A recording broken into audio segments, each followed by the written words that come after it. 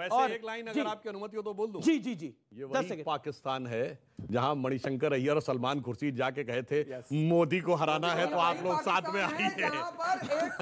तो देखिए पाकिस्तान का नाम आता ही दिल में कैसे फीलिंग आ जाती है, अरे कैसे आलोचना कर दी पाकिस्तान। ये दरिया दिली और हमारे साथ संग दिली। ठीक है, अब चरण सिंह साहब, अरे सर छापरा जी बोल रहे हैं, अब तो भाजपा भी कह रही है कि छापरा जी को बोलने दीजिए, अब आप थोड़ा शांत होइए महाराज, आप ही को प्रवक्ता समझ रहे हैं वो। ऐसा है, सवाल ये है, सोरोसो जो है वो इस देश की राजनीति को नहीं चला सकता, ये पहली बात है, और कांग्रेस ने भी ये कहा है। हम तो ये कहते हैं जो इस देश के अंदर चल रहा है, या तो मान लो पापा या झेल लो छापा, ये चल रहा है, इसके विरुद्ध हमारी आवाज है। पापा झेल लो छापा, हाँ, या तो पापा मान लो या तो झेल लो छापा, यानी बीबीसी को पापा देश के, या तो मान लो पापा या बीबीसी को पापा मान ले, क्यों? नहीं, या पापा, या तो मान लो पापा या झेल लो छापा। राजकुमार भाटी, ये जब इनकी सत्ता खतरे में आती है, जब इनका बहुमत खतरे में आता है, जब इनके खिलाफ देश में जनाक्रोश होता है, जनविरोध होता है, फिर ये पाकिस्तान, मुसलमान, अमेरिका और चीन इनकी आड़ में ही छिपते हैं।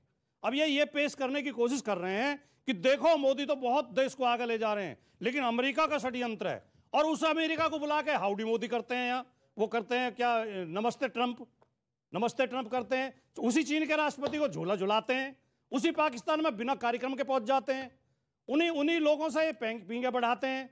ये केवल मनोवैज्ञानिक खेल है और कुछ भी नहीं है इस देश में। जो भारतीय जनता पार्टी आपको क्या लग रहा है, मैं आपसे सवाल जन विरोधी नीतियां जो बोल रहा है, ये किस पे मनोवैज्ञानिक दबाव बना रहा है? जॉर्ज सोरोस ने जो बोला, ये केवल भक्तों के समर्थन को बचाए रखने के लिए, कहीं भक्त ना भड़क जाएं। जॉर्ज सोरोस मतलब जनता तो भड़क रही है। जॉर्ज सोरोस को भी मोदी गाइड कर रहे हैं। नहीं, हमारे चुनाव में, हमारे लोकतंत्र में, हमारे मतदान में कोई बाहर का आदमी क्यों? एग्जैक्टली, आपकी बात सही है, जायज है, लेकिन जॉर्ज सोरोस ने ये बोला। लेकिन जॉर्ज सोरोस जो बोल रहा है, विपक्ष के कुछ नेता बोल रहे हैं, दोनों मिल कैम्ब्रिज एनालिटिका ने क्या किया था, वो भी तो बाहर के ही थे। 10 सेकंड आपने, सुधांशु जी ने और हमारी सरकार ने एक भी शब्द अभी तक ये नहीं कहा है कि जॉर्ज सोरोस कोई हमारे देश के खिलाफ षड्यंत्र कर रहा है। स्मृति ईरानी क्या कहती हैं? भारत के लोकतंत्र में दखल देने की कोशिश हुई है, लोकतांत्रिक ढांचे को हिलाने की पुरजोर कोशिश की गई है। जॉर्ज सोरोस के सीधे निशाने पर नरेंद्र मोदी है। पीएम मोदी ऐसे गलत इरादों के सामने सिर नहीं झुकाएंगे। जवाब, देखिए, ये देश तो निशाने पे नरेंद्र मोदी हो सकते हैं, बीजेपी हो सकती है। ये कह रहे हैं कि हम ये विषय को ला रहे हैं, हिंडनबर्ग, बीबीसी और जॉर्ज सोरोस, उनके साथ मिले सुर मेरा तुम्हारा तो आप कर रहे हैं, फिर सुर बने हमारा कर रहे हैं, और आरोप हम पे लगा रहे हैं। अरे आप मत बोलिए उसके ऊपर, सारा मामला खत्म हो जाता है, उनके सब मामला ठंडा हो जाता, मगर आप ही बोल रहे हैं। मगर अफसोस अब क्या हो रहा है, ये कह रहे थे कि जो हमारी विदेश नीति में बहुत सारी बातें बोलते थे, तो सब छोड़ दीजिए, मगर एक हम मजेदार बात बताएं। इन्होंने तो हम पे आरोप लगाया था ना कि हाउडी मोदी में मोदी जी अमेरिका में जाके हस्तक्षेप कर रहे हैं। नमस्ते नहीं, आपने कहा था हाउडी मोदी में आपकी बार ट्रंप सरकार क्यों बोल दिया था। मैं तो ये कहना चाहूंगा, कभी कभी इल्जाम भी बड़े हसीन होते हैं। इनके जमाने में ये इल्जाम लगता था कि सीआईए या अमेरिका हमारे देश के चुनावों को प्रभावित कर रहा है। अब अगर ये बोल रहे हैं कि इनको लगता है कि हम उनके चुनाव को प्रभावित कर रहे हैं, तो ये तो इल्जाम ऐसा इतना हसीन है कि आपको इस्तकबाल करना चाहिए कि हमारी ये हैसियत हुई कि कोई मेरे बारे में ये सोचे, मोदी जी के बारे में। इसलिए मैं एक और बात कहना चाहूं, देखिए समस्या की बात क्या है, विदेश से किसी भी प्रकार की कोई बात हो, याद करिए जब नवाज शरीफ ने मनमोहन सिंह जी के बारे में बोला था, तो मोदी जी ने एज चीफ मिनिस्टर क्या बोला था? जब देहाती औरत शब्द बोला था मनमोहन सिंह जी के बारे में, मोदी जी ने कहा था 120 करोड़ भारतीयों के बारे में बोलने वाला कौन होता है पाकिस्तान का प्रधानमंत्री? बिल्कुल, हम उनको जो कहना है कहेंगे, हम मनमोहन सिंह कहेंगे, कुछ कहेंगे, मगर हम कहेंगे बाहर वाला कौन होता बोलने वाला, ये जाके मोदी जी ने अपना प्रमाण दिया था। और मैं याद दिलाना चाहता हूं 95 में जब जेनेवा में पाकिस्तान विषय ह्यूमन राइट्स का इशू लेके आ रहा था, कश्मीर को लेकर, तब अटल बिहारी वाजपेयी जी नेता प्रतिपक्ष के रूप में गए थे और सारा क्रेडिट नरसिम्हा राव सरकार को दिया था। अंदर आके हमें जो कहना होगा कहेंगे, पर बाहर वाले को हम एक्सेप्ट नहीं करेंगे। मगर अफसोस क्या है, लेकिन ये मगर एक लाइन जी जी जी, चरण सिंह जी के मुंह से एक शब्द निकल गया था, मानो बाप नहीं तो छापा। ठीक, मानो पापा नहीं तो मानो तो पापा नहीं तो, हकीकत में जानते क्या है, इनकी और बीबीसी में एक संबंध है। ब्रिटिश ब्रॉडकास्टिंग कॉर्पोरेशन का पापा कौन है? मातृ संगठन ब्रिटिश सरकार। कांग्रेस का संस्थापक कौन था? एलन ऑक्टेवियम ह्यूम, जो ब्रिटिश सरकार का सेक्रेटरी था। तो वो क्या था? वो भी ब्रिटिश सरकार थी। तो मौसेरे भाई हो गए ना, चचेरे भाई, जो भी मैं आप इसका समझ उत्तर लीजिए। पापा आप बोलिए, इसका पापा उत्तर पे देता हूं। पापा पे बोलिए। देखिए ये हमारी बातें 100 साल पुरानी खोज करके लाते हैं। अब बीबीसी ने 20 साल पुरानी बात दिखा दी तो ये आंखें दिखा रहे हैं उनको। हमारे प्राइम मिनिस्टर को ऑलरेडी क्लीन चिट मिल चुकी है, तो ये बीबीसी ने डॉक्यूमेंट्री इस समय 2022 में क्यों रिलीज की थी, मेरे को ये पूछना है। ये एक सवाल है कि जब अब क्यों बीबीसी ने 2023 में डॉक्यूमेंट्री क्यों रिलीज करी है, जब क्लीन चिट मिल चुकी है नरेंद्र मोदी को। इस देश में दर्जनों केस ऐसे हो चुके हैं, बहुत गंभीर मुकदमे, जिनमें से एक दो आपको भी जानकारी होगी कि जिन्हें कोर्ट ने बरी कर दिया, फाइल बंद कर दी गई, उसके बाद मीडिया ने उठाया, दोबारा जांच हुई और फिर दोषियों को सजा दी गई। तो ये तर्क कोई तर्क नहीं है कि भाई जब एक बार तो कहना क्या चाह रहे हैं आप? हो सकता है कोई नई तथ्य आ जाए। एजेंडा क्या है? जेसिका मर्डर केस, नहीं आप अभी एजेंडा क्या है इस पूरे मामले में? मर्डर केस, एक नहीं, वो वो बता रहे हैं। गाड़ी ने कुचल दिया था, ये इनडायरेक्टली कह रहे हैं कि अगर प्रधानमंत्री जी प्रधानमंत्री नहीं रहेंगे तो ये इन्वेस्टिगेशन करके उनको जेल डालेंगे। क्या बोल रहे हैं? क्या बोल रहे हैं आप? आप उनकी बातों से सीधा सीधा मतलब लगाइए। कह रहे हैं कि हम 2002 में दोबारा से इन्वेस्टिगेशन करेंगे। जो प्रधानमंत्री मुख्यमंत्री रहते हुए 10-10 घंटे इन्वेस्टिगेशन जेल चुके हैं, जिनको हर जगह से क्लीन चिट मिल चुकी है, लेकिन बीबीसी ने अगर ऐसा कह दिया है कि वो कहीं ना कहीं उसमें है तो इनको फिर से इन्वेस्टिगेट करेंगे और जेल डालेंगे। इन्होंने बोला, एक सेकंड, इन्होंने बोला कि यह पक्ष चाहता है कि नरेंद्र मोदी को दोबारा जेल में डालें, अगर वो प्रधानमंत्री पद से हटेंगे तो आप उनको फिर फंसाएंगे। ये बोला, नहीं बोला, वो सच ऐसा ही बोला उन्होंने। इच्छा तो शिवम त्यागी की है, लेकिन नहीं उन्होंने बोला आप ऐसा कह रहे हैं, आप ऐसा ये तो इच्छा आपने बोला, एग्जांपल ऐसा कह रहे हैं ना, केस दोबारा रीओपन होते हैं, आपने बोला। ये शब्द तो शिवम त्यागी ने प्रयोग किया, लेकिन भाव आपका है। लेकिन मैं फिर जिम्मेदारी के साथ कह रहा हूं, मैं नाम लेके बता रहा हूं। जेसिका मर्डर केस, जेसिका लाल का मर्डर हुआ था, उसमें क्लीन चिट हो गई थी। ऐसे केसेस तब होते थे जब सरकारें फाइल बंद कर देती थी, इसलिए इनको अपने जमाने का याद आ रहा है। इन्होंने तो फैजाबाद, उस समय जो नाम था, वाराणसी और लखनऊ के जिला अदालतों के धमाकों के आतंकवाद के आरोपियों के भी केस खत्म कर दिए थे। वो हाई कोर्ट ने हस्तक्षेप किया, तब खुला था। लेकिन नरेंद्र मोदी जी और विपक्ष में फर्क क्या है? 2014 अगस्त में एक डॉक्यूमेंट्री आई थी श्रीमती इंदिरा गांधी के ऊपर। उस डॉक्यूमेंट्री में कांग्रेस वालों ने खूब उछल कूद करी और प्रधानमंत्री के पास जाकर यह कहा गया इनके द्वारा कि तब की प्रधानमंत्री की छवि और इस देश की छवि को खराब किया जाएगा। प्रधानमंत्री ने बिना राजनीति करे हुए चुपचाप, सरकार ने, सुधांशु जी ने उस डॉक्यूमेंट्री को बैन कर दिया। एक डॉक्यूमेंट्री है जो प्रधानमंत्री ने राजनीतिक होते हुए बैन कर दिया, और दूसरी तरफ यह है कि प्रधानमंत्री जी की डॉक्यूमेंट्री को सीडी बना के घर कर रहे हैं। पुरानी फर्क होना चाहिए। ये क्या तरीका है? ये क्या तरीका है?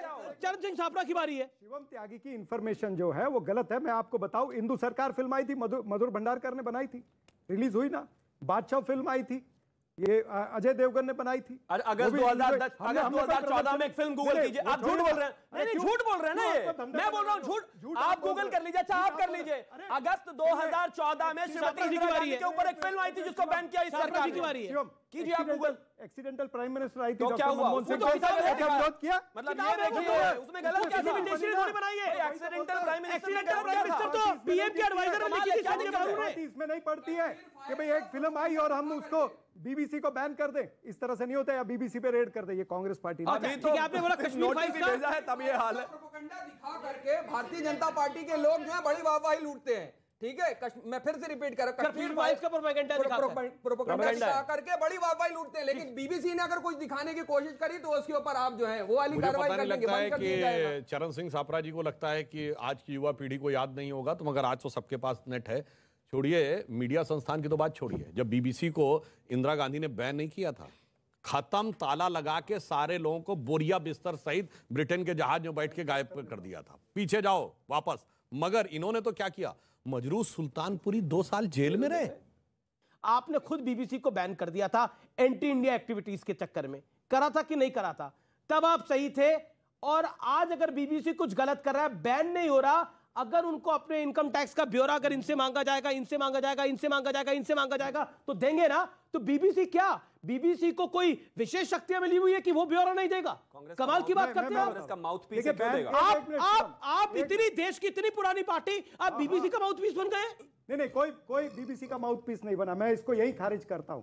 सवाल ये है कि जिस तरह से ये बीबीसी का सारा मामला चला है, इसमें लोकतंत्र, इसमें जो चौथा स्तंभ है हमारा लोकतंत्र का, उसके ऊपर कहीं ना कहीं हमला हो रहा है। अमित शाह ने एक इंटरव्यू दिया और अमित शाह ने बहुत स्पष्ट रूप से बोला कि 2024 में कोई टक्कर में नहीं है। क्या कहना चाहते हैं आप?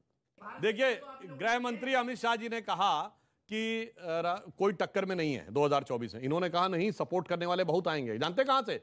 7 समंदर पार में तेरे पीछे। अरे भाई अहंकार है वो बीबीसी, हिंडनबर्ग, ये जॉर्ज सोरोस, बहुत से लोग इस तरह का अहंकार तो रावण को भी था। इस तरह का अहंकार तो रावण को भी था। वो भी कहता था कि तीनों लोक पे मैं भारी पड़ सकता हूँ। हाँ, सही बात है। लेकिन मंडोदरी ने क्या कहा था? मंडोदरी ने क्या कहा था? मंडोदरी ने कहा था, सुनिए, मंडोदरी ने कहा था कि राजा की मूर्खता का भुगतान जनता को करना पड़ेगा, प्रजा को करना पड़ेगा। ये वही हो रहा है। बिल्कुल सही कहा था। अहंकार था रावण को, और अगर उस ढंग का अहंकार दिखा है तो India is Indira and Indira is India में दिखा। उस ढंग का अहंकार दिखा कि बड़ा पेड़ गिरता है तो धरती हिलती है। 5000 सिखों की हत्या हो गई तो धरती हिल गई। वो अहंकार था, और वैसा अहंकार दिखा जब मैं अकेला सब पे भारी हूँ। जब ये कहते मैं अकेला सब पे भारी हूँ तो वो इंडिया से भारी नहीं है, अहंकार। तो इंडिया इज इंदिरा। पर उसमें आप कह रहे हैं कि जब नरेंद्र मोदी कहते हैं मैं अकेला सब पर भारी हूं, वो मैं अकेला खड़ा हूं, मैं अकेला सब पर भारी हूं, मतलब उन्होंने बोला कि मैं अकेला बोल रहा हूं और सब लोग सामने शोर मचा रहे हैं। देखिए, सपा, कांग्रेस, आम आदमी पार्टी, एनसीपी, डीएमके सब साथ मिलकर शोर मचा रहे थे। विपक्ष अगर कहता है कि हिंडनबर्ग रिपोर्ट ने कुछ कहा है कि गड़बड़ी हो सकती है, पर जॉर्ज सोरोस कह रहे मेरी आवाज थी। नहीं, वो जनता की नहीं, वो कह रहे मेरी आवाज थी। जॉर्ज सोरोस की छोड़िए, जॉर्ज सोरोस तो आज पैदा हुआ। आज नहीं पैदा हुआ, काफी बुजुर्ग आदमी है। जब पार्लियामेंट में चर्चा हो रही थी तब जॉर्ज सोरोस नहीं था। ये तो आज का विषय। पीछे तस्वीर चल रही है, ये आज पैदा हुआ दिख रहा है आपको?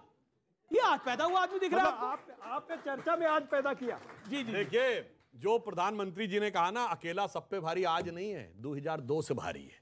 जिस जमाने की ये डॉक्यूमेंट्री की बात कर रहे हैं, क्या क्या जमीन आसमान एक नहीं। क्या इनकी सरकार थी तब इनके सांसद लिख के अमेरिकी सेनेट को भेजते थे कि मोदी जी को वीजा मत देना, जबकि उन्होंने अप्लाई नहीं किया था।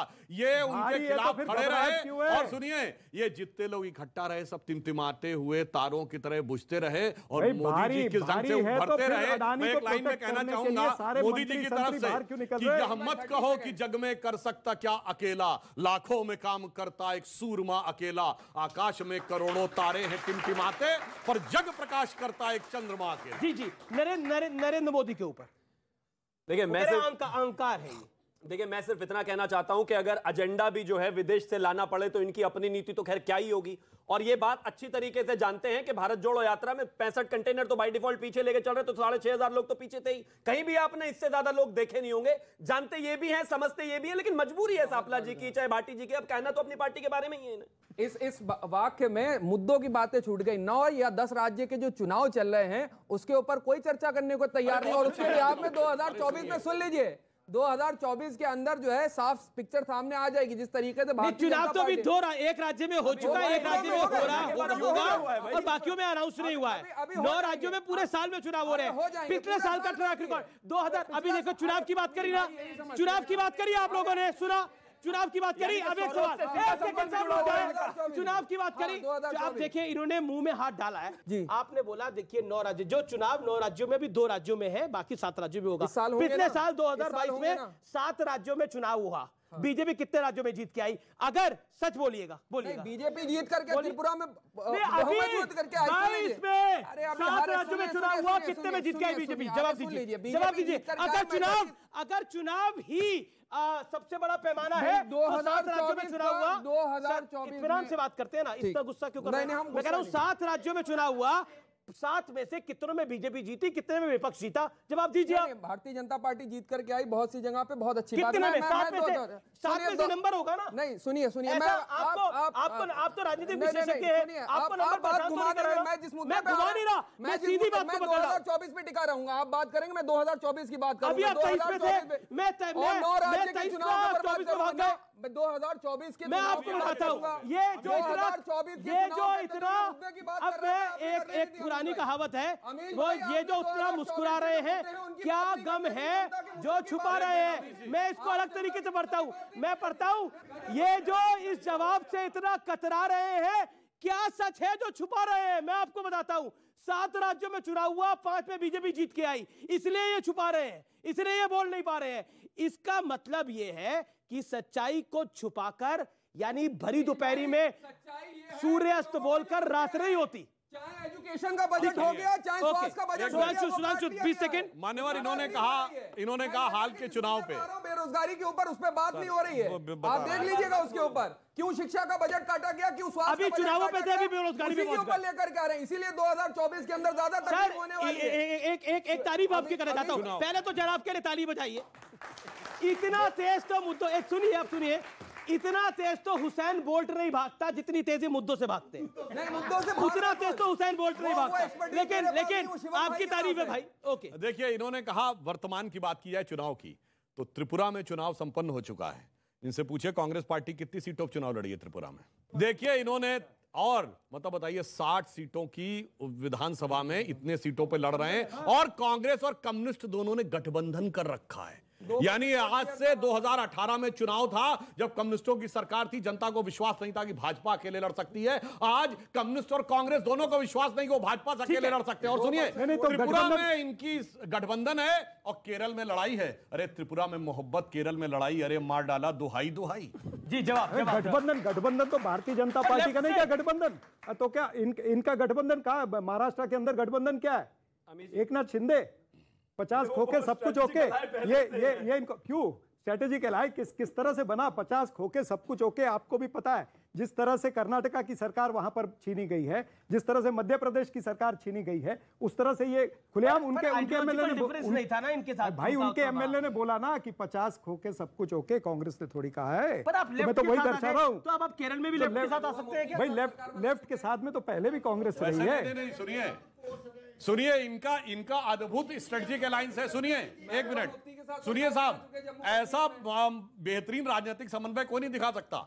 महाराष्ट्र में शिवसेना के साथ गठबंधन है और केरल में मुस्लिम लीग के साथ। ऐसा आपको उदाहरण कहीं नहीं। और बंगाल में फुरफुरा शरीफ के साथ, बंगाल में पीरजादा अब्बास सिद्दीकी फुरफुरा भारतीय जनता पार्टी के भी अलायंस होते रहते हैं, फिर पीडीपी के साथ। लेकिन ये और सुनिए अमित जी, वो जो पुराना 50 साल पुराना गाना था, रुख से जरा नकाब हटा दो मेरे हुजूर, नकाब हटेगा तो स्ट्रेटेजिक अलायंस वाले बीबीसी भी दिखेगा, हिंडनबर्ग भी दिखेगा, जॉर्ज सोरोस भी दिखेंगे और सारे विदेशी भी दिखेंगे अलायंस में। ये राहुल जी के लिए है कि लगाकर आग शहर को, ये राहुल जी ने कहा, उठा है दिल में आज तमाशे का शौक बहुत, झुकाकर सर सभी ये शाहपरस्त बोले, हुजूर का शौक सलामत रहे है शहर और बहुत। कि कांग्रेस पार्टी अपने निश्चय पर दृढ़ है। पहले लड़े थे गोरों से, अब लड़ेंगे चोरों से। चलिए, बहुत बहुत शुक्रिया। लड़ रहे हो ओके, लेकिन बीजेपी कह रहे हैं ये गोरों के साथ लड़ रहे हैं, कांग्रेस कह रही है ये चोरों के खिलाफ लड़ रहे हैं। लेकिन 24 की जंग बहुत महत्वपूर्ण होगी। लेकिन जॉर्ज सोरोस की एंट्री ने बहुत कुछ एक्सपोज करके रख दिया है। फिलहाल इस कार्यक्रम में इतना ही। नमस्कार, जय हिंद, वंदे मातरम। FIR नंबर 208 शनिवार रात 10 बजे से लगातार सिर्फ News 18 इंडिया पर।